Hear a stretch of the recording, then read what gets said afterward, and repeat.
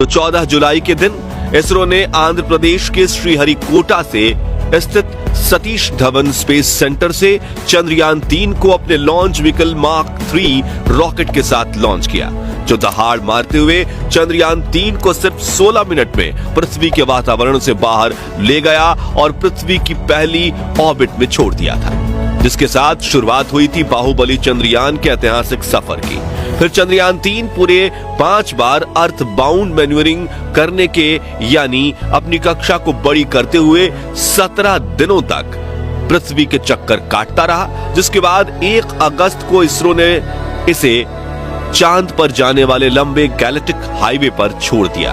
दोस्तों, इस हाईवे पर चंद्रयान 3 ने पूरे 5 दिनों का सफर किया और 5 अगस्त के दिन इसरो ने ऐसा बड़ा खेल कर दिया जिससे चंद्रयान 3 मिशन के सफलता के चांसेस काफी ज्यादा बढ़ गए। जी हां, इस दिन इसरो ने चंद्रयान 3 के इंटीग्रेटेड मॉड्यूल को मून की ग्रेविटी की ओर फ्री फॉल करवाते हुए धकेल दिया और चांद ने भी बाहें खोलकर इसे अपनी ऑर्बिट में पकड़ लिया। फिर अगले 12 दिनों तक चंद्रयान 3 चांद के चक्कर काटते हुए अपनी कक्षा को छोटी करता गया, जिसके बाद 17 अगस्त के दिन इसके प्रपल्शन मॉड्यूल और विक्रम लैंडर को एक दूसरे से अलग किया गया। साथियों, यहीं से चंद्रयान 3 के विक्रम लैंडर का रोमांचक सफर शुरू हुआ था, क्योंकि प्रपल्शन मॉड्यूल का काम इसे यहीं तक छोड़ना था, जिसके बाद विक्रम लैंडर अपने सफर में आगे बढ़ा और 2 बार ऑर्बिट चेंज करने के बाद यह चांद से न्यूनतम 25 किलोमीटर और अधिकतम 134 किलोमीटर की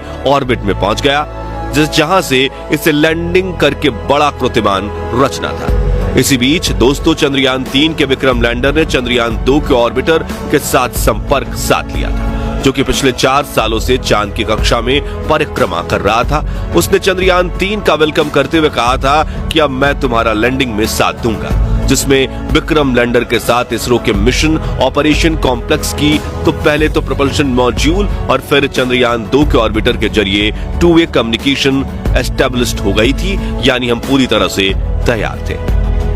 लेकिन इसी बीच रूस की तरफ से एक शॉकिंग खबर ने इसरो का दरवाजा खटखटाया, जिससे चंद्रयान 3 मिशन के सक्सेस रेट पर कई सवाल खड़े हो रहे थे।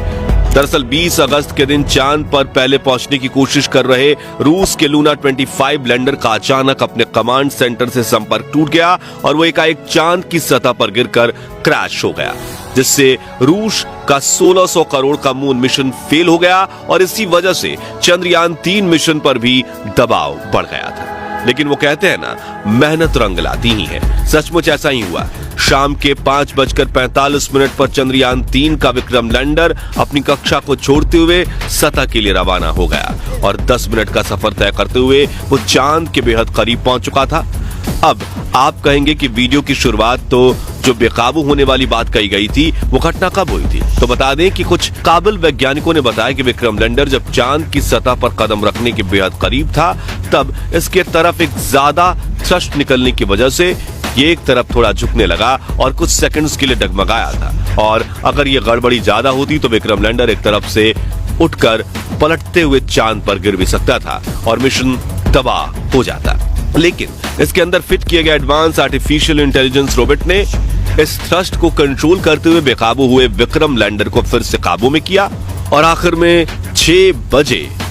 हमारे विक्रम ने चांद की सतह पर कदम रखा। दुनिया भर में भारत की बुद्धिमत्ता और महानता का परचम लहरा दिया और इस तरह 42 दिनों के लंबे सफर के बाद विक्रम लैंडर ने भारत का झंडा इतनी ऊंचाई पर लहरा दिया कि जिसे देखने के लिए पूरी दुनिया को अपना सर ऊंचा करना पड़ेगा और इस कामयाबी में भारतीयों का सर तो गर्व से ऊंचा हो ही गया है। तो दोस्तों, फिलहाल बस इतना ही। आप इसरो की इस अपार सफलता पर क्या कहना चाहेंगे, कमेंट करके जरूर बताइएगा। और अगर आप चंद्रयान 3 की सफलता से वाकई में खुश हैं तो जल्दी से इस वीडियो को लाइक और शेयर कर दीजिए, ताकि हम भी देखें कि कौन कौन सच्चे भारतीय हैं। साथ ही इसरो के स्पेस मिशन से जुड़े ऐसी अपडेट्स के लिए हमारे चैनल को सब्सक्राइब करके पास वाली घंटी जरूर बजा दीजिए। धन्यवाद।